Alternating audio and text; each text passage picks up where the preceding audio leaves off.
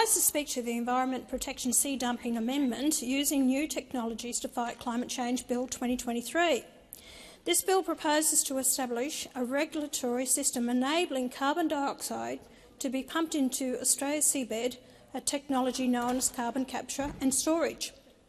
The bill also allows the government to create a regulatory system to place waste into the sea for scientific research purposes, for example, research into ocean fertilisation, which aims to remove carbon dioxide from the ocean.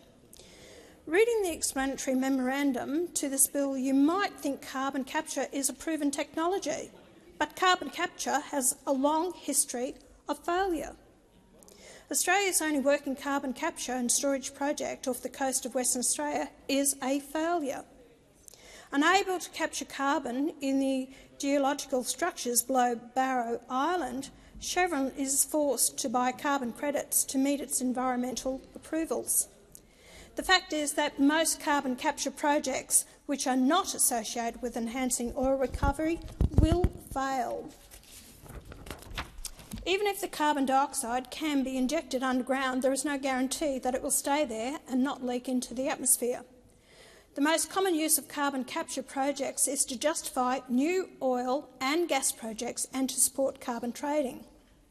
The accounting rules in this space disadvantage countries which are rich in oil or gas, like Australia.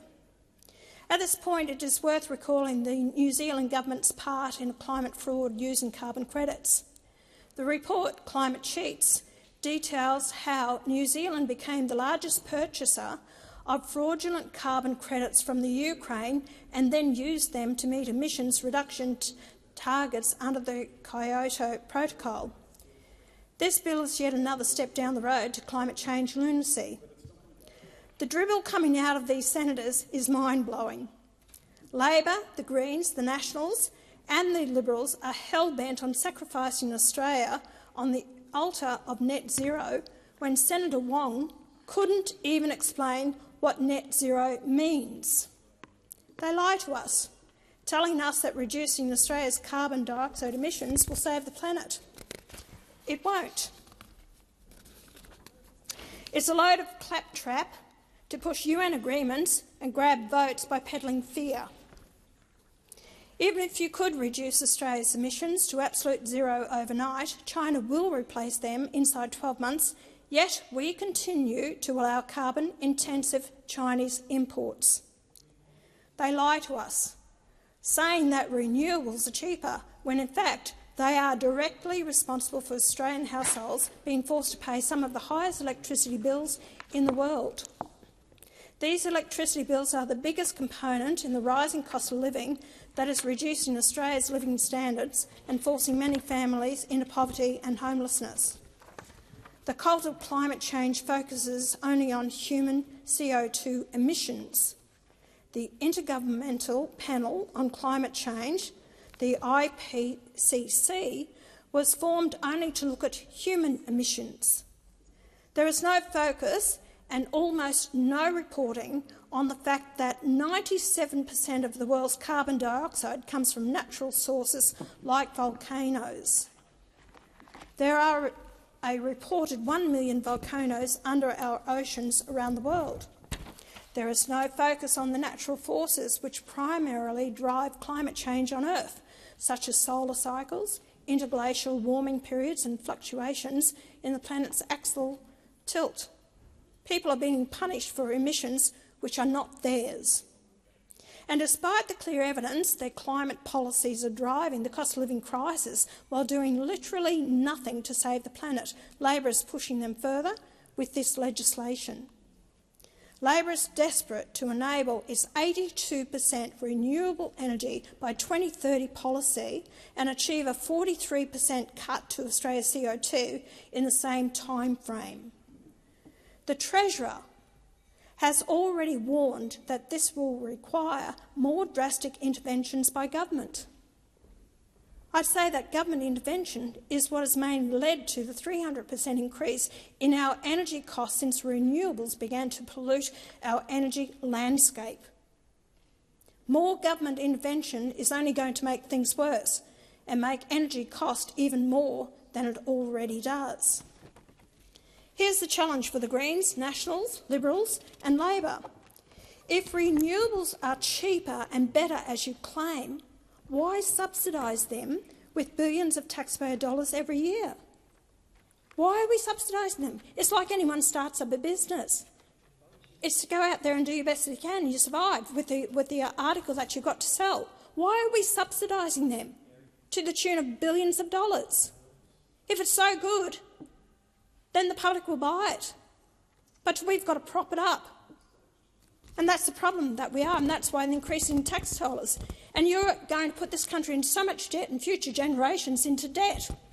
What for? If they're so good, why isn't there a level playing field? The fact is they're terrible, which is why they need so much taxpayer monies to be competitive. They're material-intense technologies requiring massive land footprints that have led to native species and vegetation in Australia being bulldozed for wind and solar farms. And once they reach the end of their short lifespans, they all end up in landfill because none of it can be recycled. No one's come up with a plan on how to get rid of the solar panels. No one's come up with a plan how to get rid of the wind turbines. You can't use the materials. No one's come up with that plan. You're doing more damage to our environment by just putting them into the ground. But no one's answered that question. It's all right to actually import them, all coming out of China, all their carbon emissions that we're taking responsibility for, buying their products. Yep, but you've got no answers to it, and I've not heard one member in this place say what needs to be done to get rid of the solar panels or the wind turbines. Not one. And you talk about the environment, my God, you're clearing acres, thousands and thousands of hectares of land to put them up, and you're destroying the environment. You're destroying the environment for the flora and fauna. But no one talks about that either. You don't want to call out the elephant in the room, do you? So you blame it all on climate change. And as I said, once they reach the end of their short lifespans, they all end up in landfill because none of it can be recycled. The Greens have talked about money in the coffers of the Labor Party. What about their own coffers filled from their fear-mongering about global boiling now? You know, it was global warming, climate change. Now we're going to global boiling, so we need to keep changing all the time to keep it turning over. So the younger generations, because we've heard it for years, so we've got to move on from there. We've got to give it a new name so that we keep the interest from the youth that are being brainwashed. Some of the coldest temperatures around the world in over 100 years have been recorded this week. So where's your global boiling? Some of the coldest temperatures since the early 1900s, and you're talking about global boiling. Again, fear-mongering that's going on. Green Senator Pocock says the science is clear. There is no science. Where's the science? It's all built on computer models and the lies of climate soothsayers told of their own financial gain and ego inflation. Remember when Tim Flannery told us our dams would never be full again? Does anyone raise that one? For centuries, prophets of doom have been declaring the world would come to an end, and the climate change nuts have brought this nonsense into the 21st century. They say fires, floods and cyclones driven by climate change will limit food availability. What an absolute joke! You're limiting food availability by putting transmission lines over farming. You're actually limiting it because you haven't built any dams for water security. Fires have been happening on this planet and in this country for thousands upon thousands of years. So don't tell me climate change is all due to fires, or you have the arsonists out there that set the fires. And you talk about floods. Well, when you build cities on rivers and creeks that used to take the water away, when you've got concrete and bitumen that is in the expanse of hundreds of square or thousands of square kilometres of land, where's the water supposed to go? And when you don't put in the drainage that's required, it's been poor planning. That's what it's been all about. And to build houses right beside rivers that we know in the past have actually flooded. Flooding has happened for centuries, always will. But it's due to poor planning. from people, whether it's state or federal or local governments, and you blame it on climate change. And then cyclones. Well, we've had less cyclones that have happened. But no, let's go out and fearmonger and say this is all happening. And you talk about flora and fauna. Well, you know, flora and fauna has been destroyed by the wild animals that we have. You know, the millions of wild cats, the donkeys, the camels and the brumbies, the destruction they're making. But no one talks about that. Let's blame it on climate change. What a scam. You're absolutely a joke in this place. You really are. Members of this parliament, that you can be easily led because all you're doing, you're a yes person to follow the party line only to purely to keep your seats in this place. You're pathetic because you're not talking common sense here. You're all like sheep led to the slaughter and you're going and you're taking the Australian people with you. There's no true science here. You're feeding a lot of rubbish to the Australian people. You know, the Australian people are not stupid. They know, and people of the older generation have seen the changes in the climate. And if you read up in history, it's happened for millions and millions of years. And yet you are putting it on climate change. And that's a real shame, because this is where we are the heart of this nation to make decisions for the well-being of people. And they're struggling out there. They're struggling because they can't pay the bills. The electricity costs are just soaring, and it's because of the rising electricity costs. Food is more expensive. We're destroying our farming sector. We're destroying everything in this nation, and yet you keep doing bloody deals with China.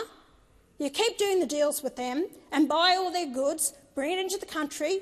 Their emissions are over 30%. Ours is 1%, if not less, and you're ridiculing and destroying the Australian people and their businesses for what? For what? To peddle it because you brainwash the kids in the educational system for how long? To have them come through and believe that the world's planet's been destroyed. You know what you need to concentrate on? Getting the rubbish out of the oceans. That is true pollution. And go and talk to China about all the rubbish they're allowing into the oceans from the north and flying down here. That's where you need to focus. That's the real damage that's doing to our environment and also to the marine life. But no, we don't hear about that. It's absolutely disgraceful, and you're led by the UN and all these other organisations that are pushing their own agenda, and you've used it as a political ploy to get your votes from the Australian people. That's what it's about, because the Australian people, you know, follow this, or you told the kids in school this is the way it is. There's no critical thinking. There's no debate. You haven't got to science. And Senator Roberts has welcomed a debate with Senator Waters. Guess what? She hasn't done it because she wouldn't be able to answer his questions. She's not up to it. It's all right to be here and stand and say you're fearmonger and all the rest of it, but you're not prepared to stand there and have a debate with someone who knows what they're talking about. It's all fearmongering. It's the politicians around the world, as I said. What's destroying food production is that politicians around the world are destroying our farming sector in the insane quest to get rid of carbon dioxide. Wind turbines, transmission lines and solar panels are doing more damage to our planet than carbon dioxide ever will. We are allowing our children to be brainwashed into this lunatic cult in our schools and universities due to a lack of critical thinking and debate being discouraged. And I hear it from so many students that if you don't go along with the ideology of the university, you get marked down and you won't get passed in your studies. Is that really what you want from the future generations of this nation? That they can't really debate or think for themselves, that you have to be guided and told how to answer the questions? You know, I feel sorry for the future generations, and it is the people in this place, in parliaments around the nation, that have allowed this to happen because of gutless wonders who won't stand up and be individuals and stand up for not only the people of this nation but for their own families and their own future generations, that you are so worried about your own jobs in this place you haven't got the intestinal fortitude to actually speak up the truth and speak out on behalf of the Australian people. Well, I will keep speaking out on behalf of these people who actually have proven, and the science that goes with it. I am not against renewables by no means, but don't do the fear-mongering that it says the planet is coming to an end, because that is a lie.